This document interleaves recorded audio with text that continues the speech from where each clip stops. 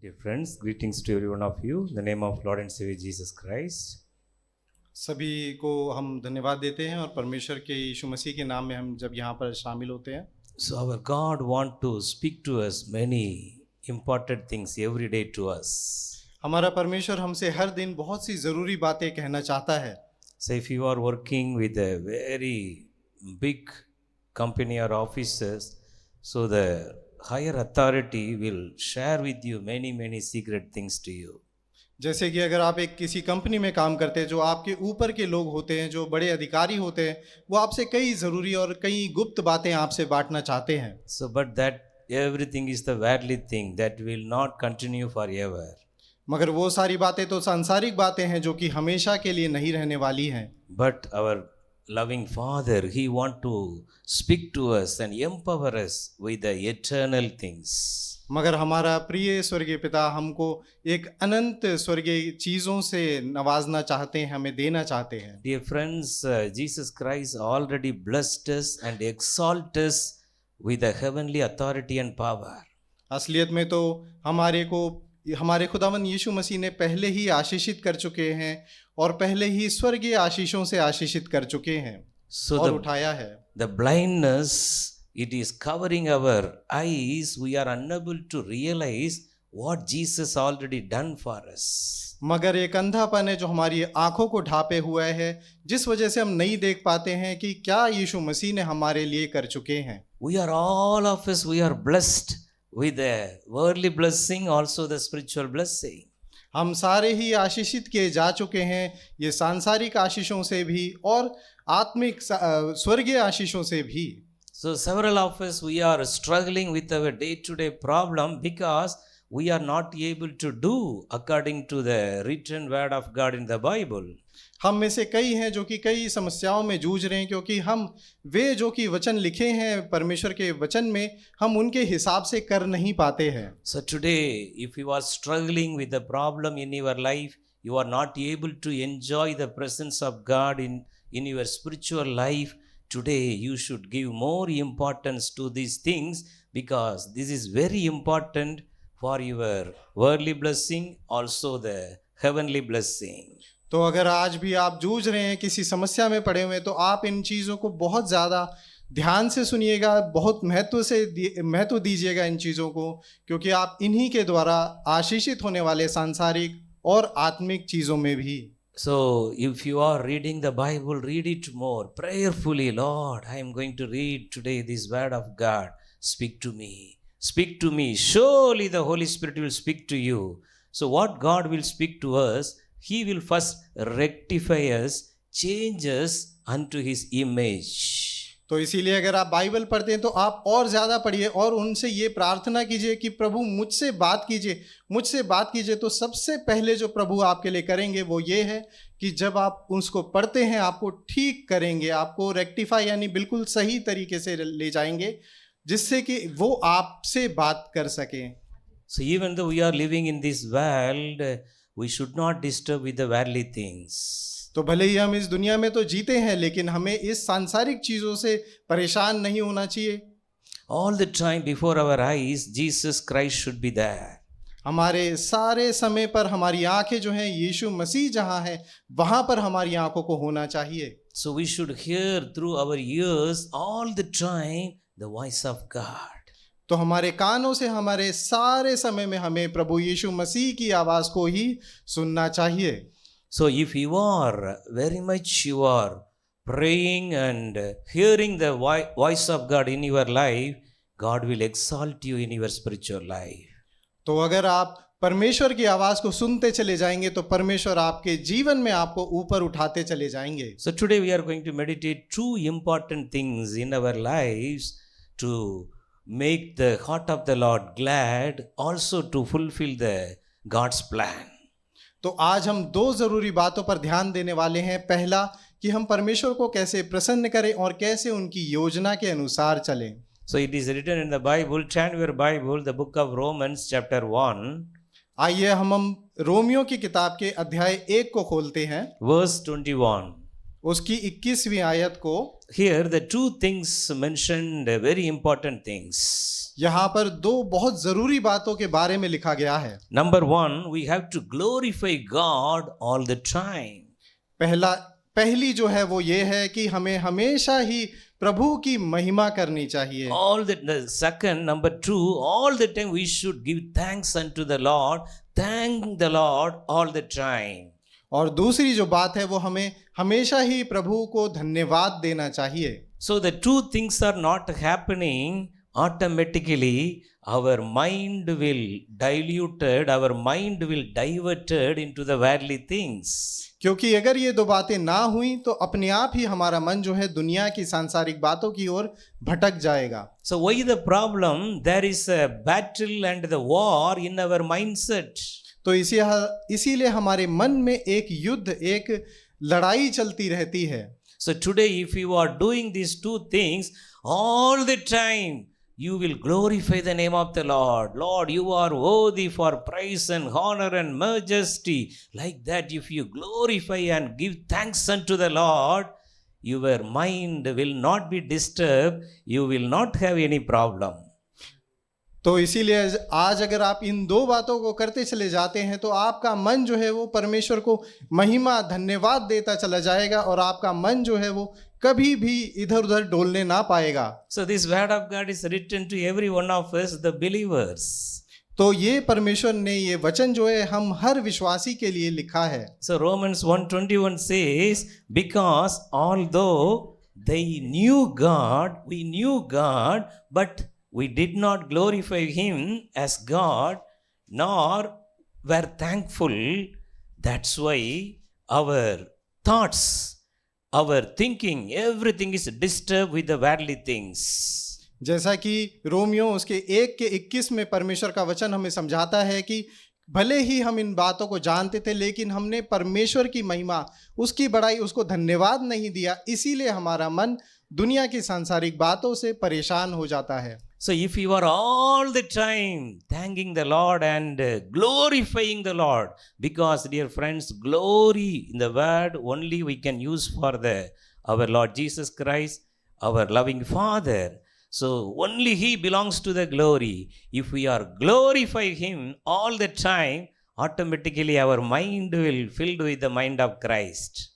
क्योंकि अगर हम हर समय हर क्षण प्रभु की यीशु मसीह की धन्यवाद और महिमा ही करते चले जाएंगे तो हमारा मन जो है हमेशा उनकी महिमा, उनके बातों से ही भरा रहेगा। So here the word of God says, we knew God who is God, but we are failed to glorify him all the time. Instead of that, our worldly problem, all the time our mind is catch up. It is fully catched by the worldly things, worries, sorrows, fear, sickness. Because of that, we are unable to glorify God.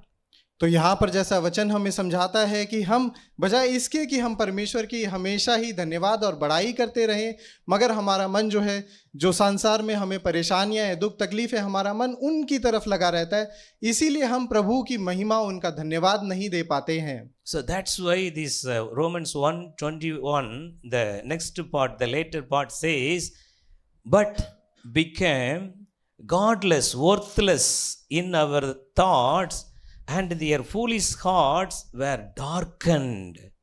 इसीलिए Romeo के 1:21 के दूसरे भाग में लिखा है आयत के, परंतु व्यर्थ विचार करने लगे, यहाँ तक कि उनका मन निर्बुद्धि, मन अंधेरा हो गया। If you are having darkness, you can't joyful. अगर आपके पास अंधकार है मन में तो आप खुश नहीं हो सकते You हैं। may smile by your outward face, but inside there is a battle. भले ही आप अपने चेहरे पर एक मुस्कान को लगा करके रख सकते हैं, लेकिन आपके मन में एक लड़ाई चलती रहती है। Our heart will full of foolishness. क्योंकि हमारे विचार तो निर्बुद्धि हैं।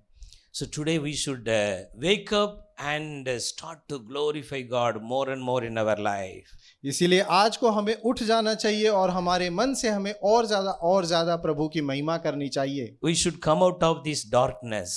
हमें इस अंधकार से बाहर आना चाहिए। So if you read 22, 23, Romans 1:22 says, professing to be wise, they became fools. तो अगर आप 22 को पढ़ेंगे पहले अध्याय के, तो लिखा है वे अपने आप को बुद्धिमान जताकर मूर्ख बन गए। So the 23 says, and changed the glory of the incorruptible God into an image made like corruptible man. और 23 की शुरुआत में लिखते हैं और अविनाशी परमेश्वर की महिमा को नाशवान मनुष्य की बातों में बदल दिया। So what is the meaning of that? Somebody praying very powerfully, the miracles happened. We should not follow any man.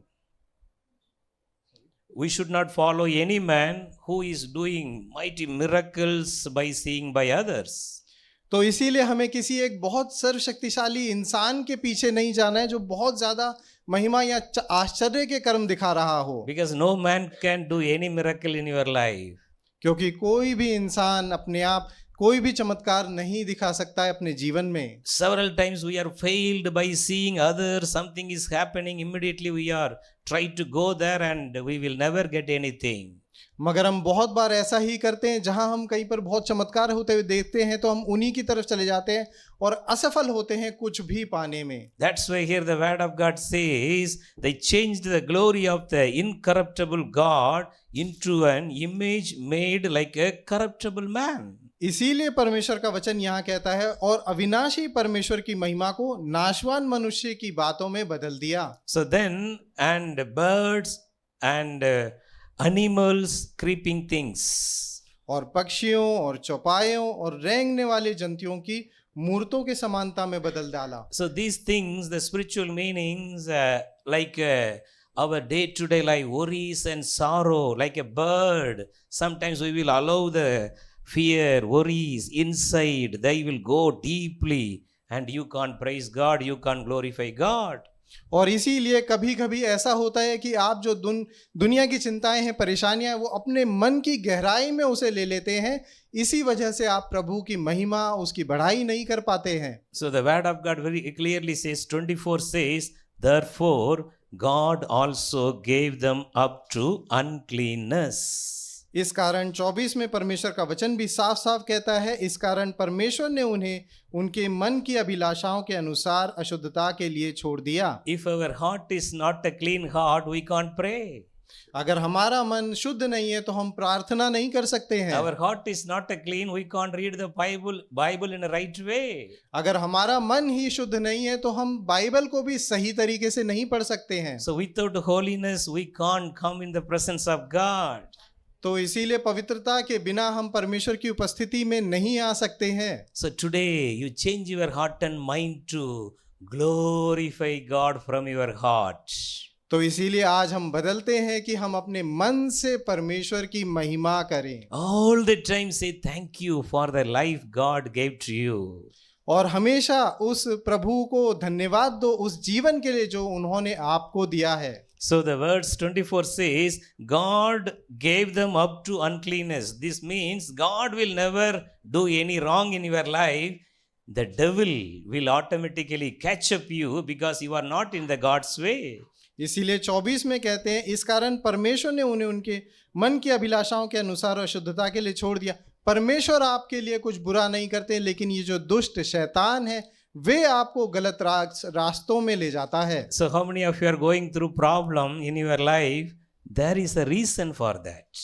तो आप में से कितने ही आज को एक परेशानी से गुजर रहे हैं, उसके पीछे एक कारण है। You just, what is the prayer?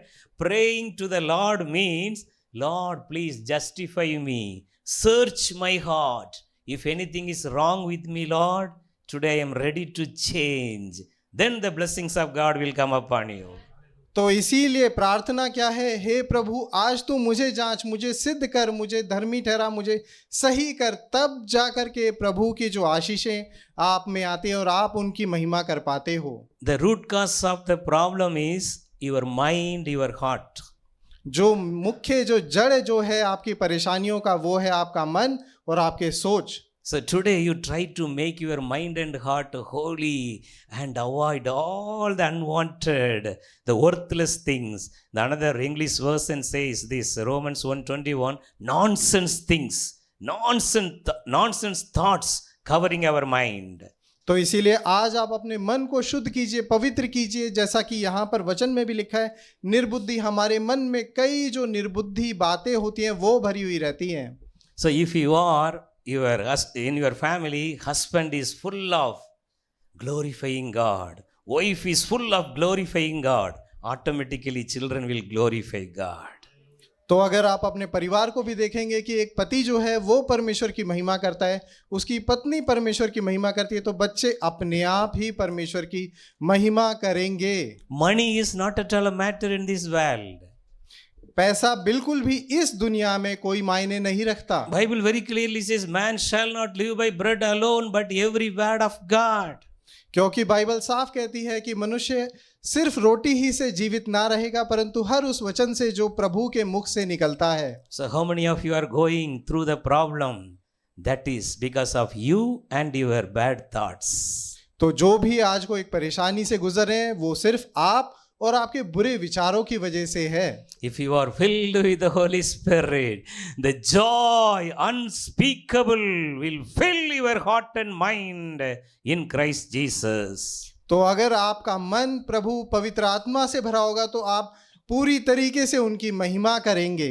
Very especially those who are going through the money problem, you should come close to Jesus first. तो खास तौर से वे जो कि पैसे की समस्या से जूझ रहे हैं, सबसे पहले उन्हें मसीह के पास आना है। Why the loan problem? Why the debts problem? You did it. क्यों आप उस समस्या में, उस समस्या से बंधे हुए हैं? क्योंकि आपने उसे किया है। So then you are crying to God, why you are not answering my prayer? मगर फिर भी आप प्रार्थना करते हैं, हे प्रभु आप मेरी प्रार्थना को क्यों नहीं सुनते हैं? So today try to live according to this word of God. तो आज आप इस परमेश्वर के वचन के अनुसार जीवन जीने की कोशिश कीजिए। So keep this Bible in the first priority in your life. तो इसीलिए इस बाइबल को अपने जीवन में प्राथमिकता दीजिए। Automatically your life will prosper and blossom like anything. तो अपने आप ही आपका जीवन अपने आप ही महिमा देगा और अपने आप ही फलवंत होगा। In your life the springs of the living water will every day flow like a Holy Spirit. और हर दिन आप में से पवित्र आत्मा का जो जीवन के जल का सोता है वो आपके जीवन में से फूट करके हमेशा ही बहेगा। How the sickness will come? भले ही अगर बीमारी भी आती है, Bible very clearly says those who are in Jesus Christ 100%, they will be free from sicknesses. If they go through also, God will give them the grace to overcome that. तो Bible साफ साफ कहती है कि वे जो कि प्रभु यीशु मसीह में अगर उनके ऊपर बीमारी भी आएगी तो प्रभु उन्हें अनुग्रह देगा कि वे उससे छुटकारा पाएं। If your mind is clear with the mind of Christ, you will all the time glorify Jesus. All the time, thank you, Lord. Thank you, Lord. That word will come from your heart with a thanksgiving, the real thanksgiving with joy. तो अगर आपके मन में प्रभु यीशु मसीह का मन स्थापित हो जाएगा तब आप हमेशा ही उनको धन्यवाद देंगे और हमेशा ही उनकी महिमा करते चले जाएंगे। So try to check your life where you are coming down. तो इसीलिए आप अपने जीवन को जांचिए कि आप कहाँ गिर रहे हैं। Why you are all the time, some people morning to evening thinking unwanted thoughts and they can't able to pray and read the Bible. क्यों कई लोग हैं जो कि सुबह से लेकर के रात तक सिर्फ सोचते रहते हैं और वे बाइबल भी नहीं पढ़ पाते हैं। But your mind should all the time ready to glorify him. Thou art worthy, Lord. Thou art worthy and praise and honor. Like that you have to praise him all the time. मगर आपको हमेशा ही सर्वदा ही उनके धन्यवाद, उनकी आशीष, उनकी महिमा करनी चाहिए। So God created every one of us for that purpose. क्योंकि परमेश्वर ने आपको इसीलिए बनाया है। If you are rectifying your life in this matter, you will enjoy the heaven now, today in your life. अगर आप अपने जीवन को, अपने मन को इस तरीके से जांच के ठीक कर लेंगे तो अभी आप उनकी महिमा और उनको धन्यवाद देंगे। The evil spirit can't control your body, your mind, your family anymore. तब जाकर के और ज्यादा अशुद्ध आत्मा आपके जीवन, आपके परिवार को बिल्कुल भी काबू ना करने पाएगी। Why opening the Bible immediately sleep? क्यों कई लोग जो बाइबल खोलते ही सोने लग जाते हैं? unable to pray. If they are going for prayer, sleep. जैसे ही वो प्रार्थना करना चाहते तो वो प्रार्थना करते करते ही नींद में सो जाते These हैं। are the evil spirits. ये दुष्ट आत्मा है। So you should come out of this situation. तो आपको इस परिस्थिति से बाहर निकलना है। Why? Night time, no peaceful sleep, disturbance with the bad dreams. क्यों? कई लोग जब रातों को सोते हैं सो नहीं पाते और उन्हें बुरे बुरे ख्वाब सपन आते हैं। Evil spirits. दुष्ट आत्माएं। These things should not disturb you anymore. ये बातें और ज्यादा आपको परेशान नहीं करनी चाहिए। You should know for what you called for, where is your stand now. आपको ये जानना चाहिए कि आप किस लिए बुलाए गए हो और अभी आप कहाँ खड़े हो।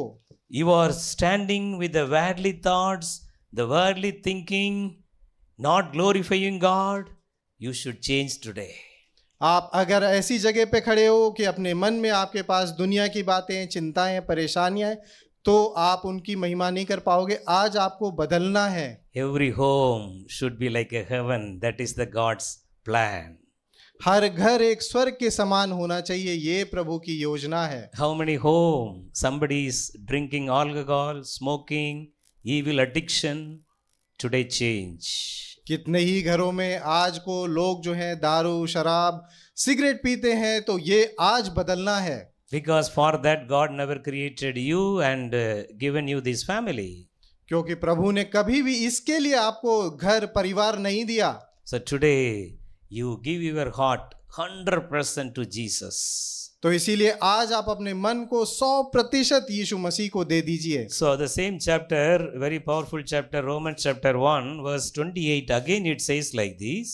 तो ये बहुत शक्तिशाली पहला अध्याय रोमियो का ये 28 में ये कहता है, And even as they did not like to retain God in their knowledge, God gave them over to a debased mind, corruptible mind, to do those things which are not fitting. जब उन्होंने परमेश्वर को पहचानना ना चाहा तो परमेश्वर ने भी उन्हें उनके निकम्मे मन पर छोड़ दिया कि वे अनुचित काम करें। So today your thoughts, your thinking, your mind, your heart should be full of the knowledge of the gospel of Jesus Christ. तो इसीलिए आज आपके मन को परमेश्वर के विचार, सोच उनके मन से भर जाना चाहिए कि आप परमेश्वर के सुसमाचार की महिमा करें। So if you are, that will bring you the word of wisdom, the word of knowledge, the gifts of the Holy Spirit in your life. जिससे कि परमेश्वर की समझ, उनके ज्ञान के वचन जो है आपके जीवन से निकलने पाए। Because the list is given 29 to 30, 31, a big list is given. What are the things are controlling our mind, our thoughts and our heart? क्योंकि एक बहुत बड़ा लेखा लिख रखा है 29 और 30 में उन सब बातों का, क्या बातें हैं जो हमारे मन को, हमारी सोच को काबू करती हैं। These are the checklist every day. Dear friends, if you are reading the Bible with the interest in your heart, Lord, this book is, the Bible is in my hand. It is the life book. This is the checklist for me. If you are working in a company, you have to give a report with a checklist point every day. This is done, this is done, done. But the greatest life checklist book is the Bible. We should go according to this. This is very important. तो बिल्कुल जैसे कि आपके मन को जांचने के लिए एक पूरी बातें सारी लिख रखी हैं, आप जब ऑफिस में भी देखते हैं तो हाँ ये काम हुआ, इस तरीके से देखते हैं, लेकिन आप अपने मन को जांचने के लिए ये सारी बातें बाइबल में लिखी हुई हैं। This is a big list. I can read out. Then today I want to give you only one point, how we can be changed according to this God's word. तो ये बहुत बड़ा लेखा लिख रखा है, यहाँ पर मैं पढ़ सकता हूँ कि कैसे हम अपने आप को परमेश्वर के वचन के द्वारा बदल सकते हैं। So it says like that, being filled with all unrighteousness. इसलिए कि वे सब प्रकार के अधर्म और दुष्टता। All unrighteous means if you are not righteous, all the unrighteousness things will be living in our character. तो वे अगर अधर्म से भर चुके हैं, यानी जितने भी धर्म की बातें वे नहीं, मगर उनके मन में, हमारे चरित्र में सारी अधर्म की बातें ही भर जाएंगी। The next word is very important, sexual immorality. और दूसरा उन्होंने और भी बात लिखी है लोभ के बारे में। So sexual immorality. So this is the very greatest problem. The devil is catching all the people and pulling them down into the hell of fire every day. तो जो लोभ है, जो शरीर का लोभ है, उसी के द्वारा शैतान जो है कई लोगों को खींचता चला जा रहा है. So wickedness, covetousness, maliceness, full of envy, murder, strife, deceit, evil mindedness, they are whisperers, backbiters. Several times we are backbiting. तो कई लोग हैं जो बदनाम करने वाले, परमेश्वर से घृणा करने वाले, दूसरों का नादर करने वाले, अभिमानी, डींग मारी और बुरी बुरी बातों के बनाने वाले. हम में से कितने ऐसे लोग हैं जो किसी के पीठ पीछे बुराइयां करते हैं. So haters of God, violent, proud, with full of pride, boasters, inventors of evil things, disobedient to parents. This also in the list. Our children are not obeying. You are simply telling, oh, not obeying. The reason is in you. If you are filled with the Holy Spirit, your children also will obey you and they will honor the Lord. तो यहाँ पर जैसे लिखा है, अभिमानी, डींग मार, बुरी बुरी बातों के बनाने वाले, माता पिता की आज्ञा ना मानने वाले.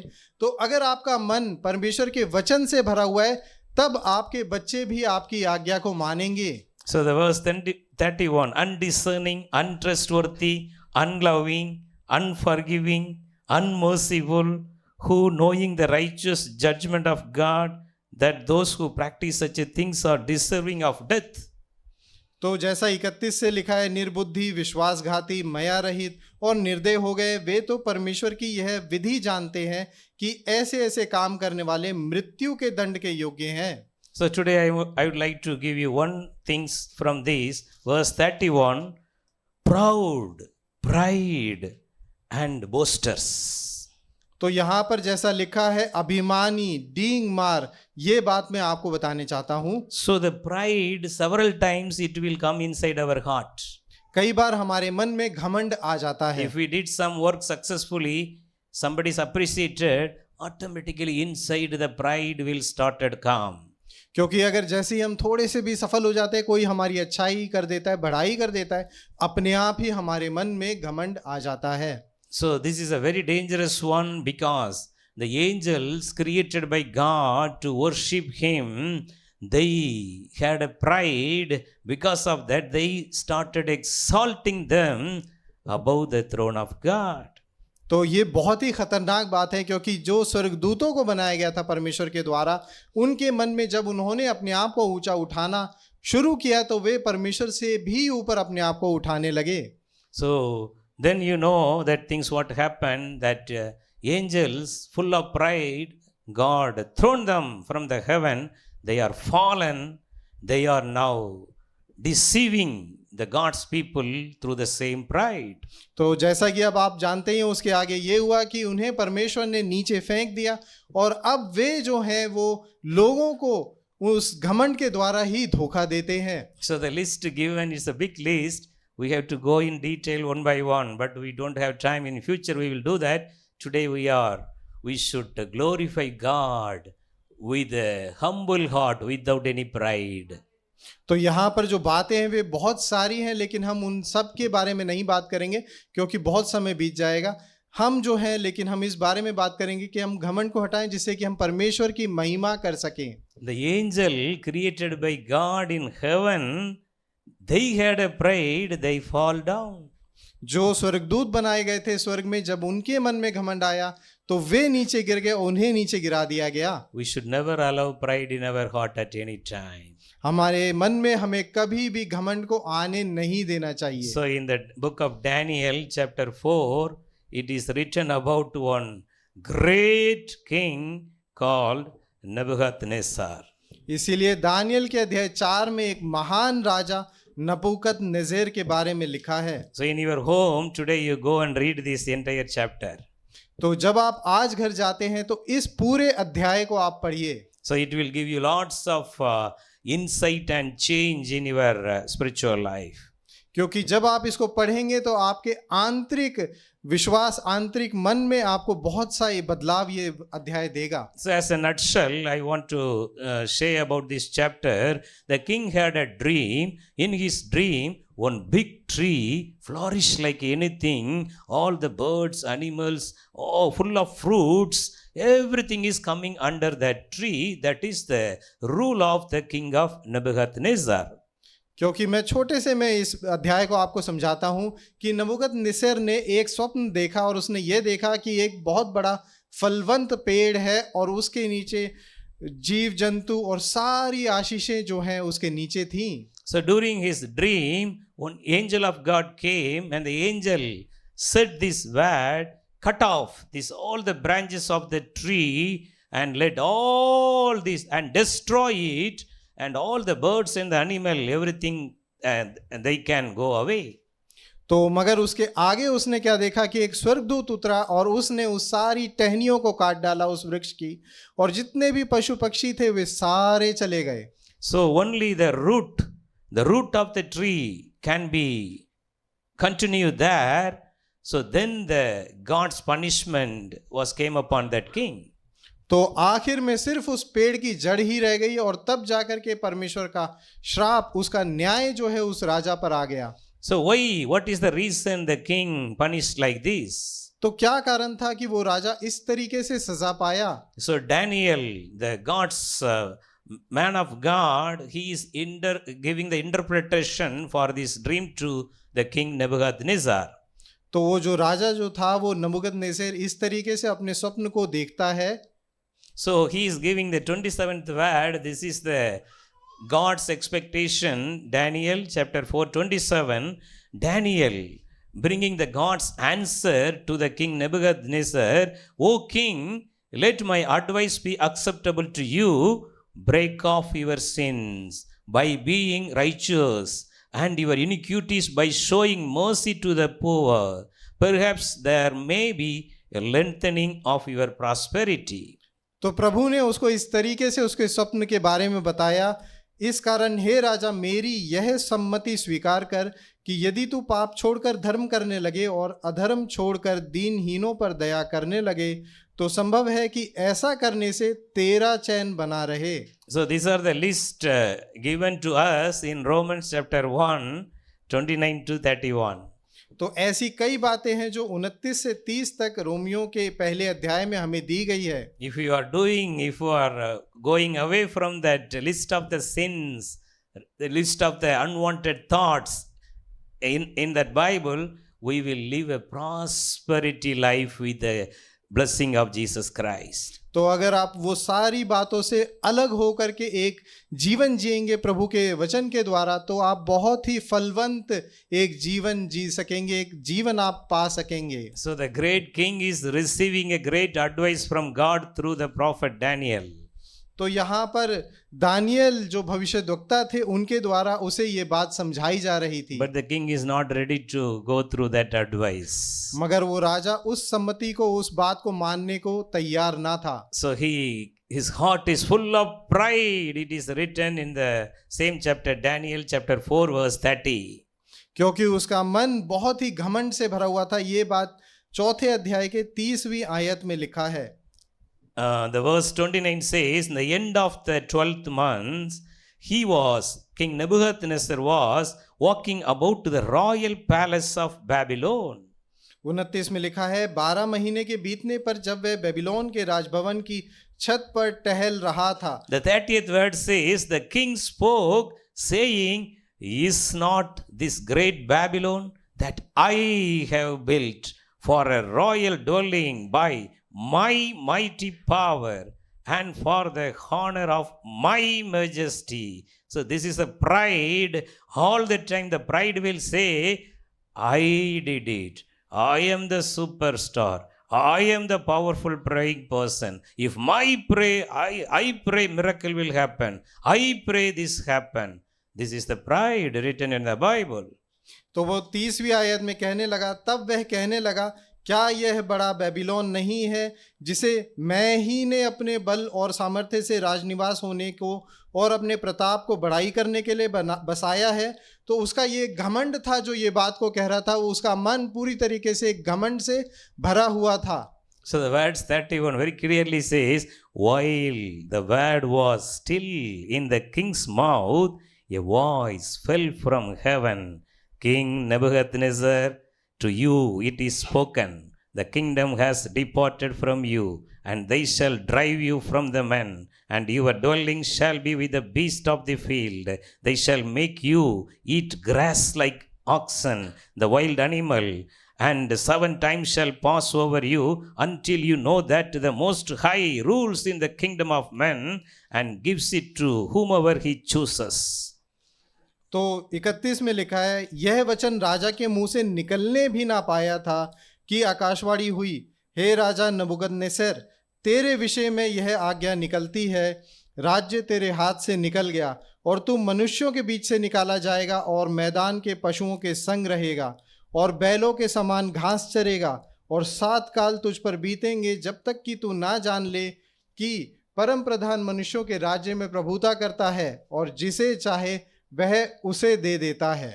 Because of the pride, the royal king became an animal and started eating grass and gone away from the God's plan. ये वो घमंड ही था जिस वजह से वो इतना महामहिम राजा एक पशु के समान घास खाने लग गया और 7 काल तक वैसा ही रहा. We should be very careful when God is blessing us with a worldly blessing. We should not go away from the God's plan, and God is watching. So some people, when the money come, they will not come for prayer. They will never time. They will say, oh, busy, no time for prayer, no time. So this is the work of the devil.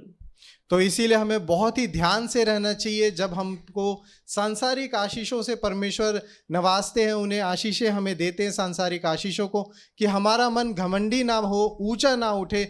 ऐसा ना हो कि कई लोग जैसे जब उनको पैसा या कोई और सांसारिक बातों से आशीषें मिलती हैं तो वे चर्च आना, वचन को सुनने के लिए आना, ये तक छोड़ देते हैं. So then again God gave him, this king Nebuchadnezzar, one more chance. The verse 34 says, the end of the time, I, Nebuchadnezzar, lifted my eyes to the heaven, and my understanding returned to me, and I blessed the Most High, and praised and honored him who lives forever. For his dominion is an everlasting dominion, and his kingdom is from generation to generation. और फिर आखिरकार 34वीं आयत में प्रभु कहते हैं कि उन्होंने दोबारा उसे एक और मौका दिया. उन दिनों के बीतने पर मुझ नबूकदनेस्सर ने अपनी आंखें स्वर्ग की ओर उठाई और मेरी बुद्धि फिर जो की त्यों हो गई. तब मैंने परम प्रधान को धन्य कहा और जो सदा जीवित है उसकी स्तुति और महिमा यह कहकर करने लगा, उसकी प्रभुता सदा की है और उसका राज्य पीढ़ी से पीढ़ी तक बना रहने वाला है. So what is this word? He is glorifying the Almighty God. तो ये क्या वचन है? ये महामहिम जो स्वर्गीय परमेश्वर है उसकी महिमा कर रहा है. Romans 1:21 is fulfilled in his life. He repented, he started glorifying God with a thanksgiving. तो रोमियो के अध्याय से जब उसने उन बातों से मन फिरा लिया तो वो परमेश्वर की महिमा करने लगा और धन्यवाद देने लग गया. Increase the prayer in your family. अपने परिवार में प्रार्थना को बढ़ाइए. Don't waste time with unwanted things, the social media. जो जरूरी बातें नहीं है, सोशल मीडिया जैसी चीजों को, उसमें अपना समय बर्बाद मत कीजिए. You will not get anything through that. उससे आपको कुछ नहीं मिलेगा. If you pray and filled with the Holy Spirit, the Almighty God will speak to you. अगर आप प्रार्थना करेंगे, आपका मन पवित्र आत्मा से भर जाएगा, सर्वशक्तिमान परमेश्वर आपसे बात करेंगे. You will live a holy life.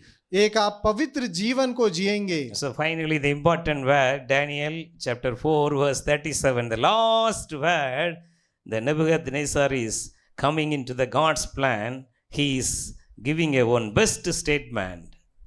Daniel के 4 के 37वें आयत में वो आखिरकार अपना सबसे अच्छी एक बात को वो नबूकदनेस्सर कहता है. Now I, Nebuchadnezzar, praise and extol and honor the King of heaven, all of whose works are truth and his ways justice, and those who walk in pride he is able to put down. अब मैं नबूकदनेस्सर स्वर्ग के राजा को सराहता हूँ और उसकी स्तुति और महिमा करता हूँ, क्योंकि उसके सब काम सच्चे और उसके सब व्यवहार न्याय के हैं, और जो लोग घमंड से चलते हैं उन्हें वह नीचा कर सकता है। So the pride totally gone from the life of Nebuchadnezzar. अब जो घमंड था वो नबूकदनेस्सर के जीवन से पूरी तरीके से जा चुका था। So we should also come back to the Lord with a very humble heart, without any pride. इसीलिए हमें भी प्रभु के पास बहुत ही नम्र मन से वापस आ जाना चाहिए। How many of you are not reading the Bible? Today onwards, read the Bible. आप में से कितने ही लोग हैं जो बाइबल नहीं पढ़ते? आज से बाइबल को पढ़ना शुरू कर दीजिए। You can't say excuse how much time you are wasting the time with the mobile. आप बहाना नहीं बना सकते, आपके पास कितना ही समय होता है जो आप मोबाइल से ही व्यर्थ करते रहते हैं। How you can give a good time for the Lord in prayer and reading the Bible, then your blessing will come. आप कितना एक अच्छा समय बिता सकते हैं बाइबल पढ़ के प्रभु में, तब जाकर के प्रभु की आशीषें आप में आएंगी। Early in the morning, once you get up, you have to meet God face to face in prayer. हर सुबह जैसे ही आप उठते हैं तो आपको परमेश्वर के सम्मुख होकर के प्रार्थना में जाना चाहिए। If you are filled with the presence of the Lord, the whole day, whatever you do, the God will do. Everything will be perfect in your life. तो अगर आप प्रभु की महिमा से भरे हुए हैं तो जो कुछ पूरे दिन आप करेंगे परमेश्वर जो है उसे सिद्ध करेंगे। Your mind will be all the time filled with the God's love, and you will glorify God and give thanks unto the Lord all the time. आपका मन जो है हमेशा ही परमेश्वर की महिमा से भरा रहेगा और आप हमेशा ही उनको धन्यवाद करते चले जाएंगे। Jesus will make you every day like him. यीशु मसीह आपको हर दिन उनके समान बदलते चले जाएंगे। How many of you are need such a blessed spiritual life? आप में से कितने ऐसे लोग हैं जिन्हें ऐसा आशीषित जीवन चाहिए? Today take a decision and determination in your heart. आज आप अपने मन में निश्चय लीजिए, निर्णय लीजिए। Whatever may be your situation, you may thinking nobody is watching, but if you are doing something inside the dark room, the eyes of the Lord will roaming everywhere. Everything is naked before his eyes. We can't escape. तो जो कुछ भी आप करते हैं, भले ही आप आज निर्णय लेकर के आगे जाइए, और अगर आप एक अंधकार कमरे में भी जो कुछ भी करते हैं, सारी बातें नंगी हैं परमेश्वर के आंखों के आगे, वे सारी बातें वो देख सकते हैं। Today ask the forgiveness from the Lord. आज आप प्रभु से अपने पापों की क्षमा मांगिए And start a new life today. और आज से एक नया जीवन जीजिए। Now the Holy Spirit is going to be come upon you. आज आपके प्रभु की जो आशीष है आपके ऊपर आती है। Everyone close your eyes and kneel down in prayer right now. सभी लोग अपनी आंखों को बंद करके प्रभु के आगे घुटने टेक दीजिए। Today is the day of your deliverance. आज आपके छुटकारे का दिन है। Why you are struggling with the problem in your life? फिर क्यों आप अपने जीवन में परेशानी से जूझ रहे हैं? The reason is in you. परेशानी का कारण आप में ही है। The reason is with you. वो कारण आपके साथ है। If you are understand your problem, you can now ask the forgiveness through the blood of Jesus Christ. अगर आज आप अपनी उस परेशानी को समझ चुके हैं तो यीशु मसीह के लहू से उसके लिए माफी मांगिए। The Lord is ready to cleanse you and make you as a new person. प्रभु आपको शुद्ध करके एक नया मनुष्य बनाने को तैयार है। Are you willing? You open your mouth and cry before Lord for your destiny. बस आपको अपना मन खोल करके प्रभु के सामने रोना है और अपने मंजिल को पाना है। If you are closing your eyes in this world, you can able to reach heaven or not. That should be your destiny. अगर आपका मन इस संसार की तरफ बंद हो जाता है तब आप स्वर्ग की ओर चले जाते हैं, जो आपकी सच्ची मंजिल है। So for that you have to open your heart and pray to God right now. उसके लिए अभी अपने मनों को प्रभु की ओर खोल दीजिए और प्रार्थना कीजिए। If you are not correct, living right with God today, repent and come into the God's plan. अगर अभी आप सही तरीके से नहीं जीते हैं तो उससे मन फिरा लीजिए और प्रभु के न्याय उनके वचन में वापस आ जाइए। Jesus never giving you the problems after problems. यीशु मसीह कभी आपको एक परेशानी के बाद दूसरी परेशानी नहीं देना चाहते हैं। Jesus can only give you the peace and joy and happiness. यीशु मसीह आए ही थे कि सिर्फ आपको शांति और आनंद दे सके। Then the problem is with you. Today you repent and glorify the Lord Jesus Christ through your mouth. तो यानी समस्या आपके साथ है, आप अपने मनों को मन फिराइए और उसकी महिमा कीजिए। Open your mouth and say thank you Lord. अपने मुंह को खोलिए और कहिए प्रभु धन्यवाद। Thank you Lord, you are with me. धन्यवाद प्रभु आप मेरे साथ हैं। Thank you Lord, I am your child. धन्यवाद प्रभु मैं आपका बच्चा हूँ। Lord, make me new, give me a new heart today. प्रभु मैं धन्यवाद देता हूँ, आप मुझे आज एक नया मन दे दीजिए। Take away the old mind, the corruptible mind and thoughts from me. वो नाशमान मन जो मुझसे निकलता है, निर्बुद्धि मन को हटा दीजिए। Take away the corruptible, the useless heart, the nonsense thoughts and heart from my heart. मेरे मन से वो निर्बुद्धि बेकार की बातों सोचों को हटा दीजिए। How many of you are ready to live a holy life? आप में से कितने लोग एक पवित्र जीवन जीने को तैयार हैं? Today ask the Lord to help to come out of your sinful thoughts, sinful thinking. आज प्रभु से मांगिए कि आपको प्रभु बना दे कि आप अपने पापी बुरे मनुष्यत्व से बाहर आ सके। You can't live these worldly things with the sinful thoughts anymore. आप और ज्यादा इस पापी दुष्ट बुरे विचार के साथ नहीं रह सकते हैं। Today is the day God want to send the Holy Spirit upon you. आज ही प्रभु पवित्र आत्मा आप पर दे देने चाहते हैं। Jesus want to pour out His anointing of the Holy Spirit upon you. यीशु मसीह आपको अभिषिक्त करना चाहते हैं पवित्र आत्मा Everyone से। be filled with the Holy Spirit now. सारे लोग अभी आप पवित्र आत्मा से भर चुके हैं। The Holy Spirit is filling you. पवित्र आत्मा आपको भर रही है। The Holy Spirit is anointing you right now. पवित्र आत्मा अभी आपको अभिषिक्त कर रही है। The Lord is making you a new person today. प्रभु आपको आज एक नया जीवन में मनुष्य बना रहे You हैं। are a new creation today. आज आप एक नई सृष्टि है। The old things are gone away. पुरानी बातें बीत गई। Everything is new in your life. आपके जीवन में सभी बातें नई है। Today onwards you are going to grow in your spiritual life. आज से आप सब परमेश्वर की महिमा अपने जीवन के द्वारा करेंगे। God is going to answer all your prayer today. परमेश्वर आपकी सारी प्रार्थना को आज सुनेंगे।